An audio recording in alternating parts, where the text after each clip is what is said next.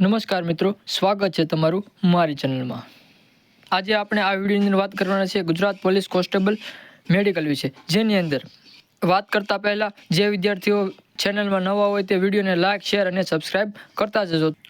તો તેની અંદર કેવા પ્રકારનું મેડિકલ થશે તે આપણે આગળ વિડીયોમાં જોઈએ। પીએસઆઈ અને એલઆરડીનું મેડિકલ એટલે કે માનસિક તપાસણી, એટલે કે જેમાં ઉમેદવાર માનસિક રીતે સક્ષમ છે તેની ચકાસણી કરવામાં આવે છે। શારીરિક તપાસ એટલે કે તેના શરીરમાં કોઈ પણ પ્રકારની ખામી નથી ને તેની તપાસણી કરવામાં આવે છે।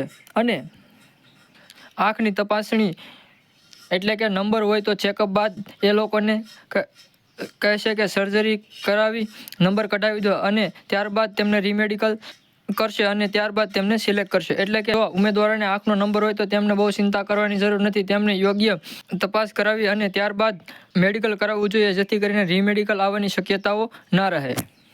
અને પ્રાઇવેટ પાર્ટ ચેક કરશે અને યુરિન ચેક કરશે અને બ્લડ પ્રેશર એટલે કે બીપી પણ ચેક કરવામાં આવશે। જેની અંદર યુરિન અને બ્લડ પ્રેશર ચેક કરવું એ કોઈ મોટી વાત નથી, એ સામાન્ય વાત છે।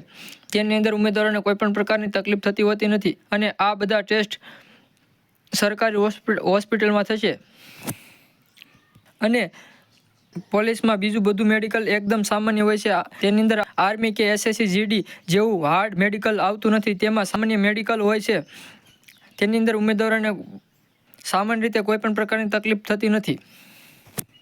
આમ આપણે ભરતી બોર્ડને રજૂઆત કરીએ કે જલ્દીથી જલ્દી તેમનું રિઝલ્ટ આપે અને જલ્દીથી તેમને મેડિકલ માટે બોલાવવામાં આવે અને ત્યારબાદ તેમને ટ્રેનિંગ માટે પણ બોલાવવામાં આવે, તેવી આપણે ભરતી બોર્ડને રજૂઆત કરીએ છીએ। આમ વિડીયોને ગમે તો વિડીયોને લાઇક, શેર અને સબસ્ક્રાઇબ કરતા જજો।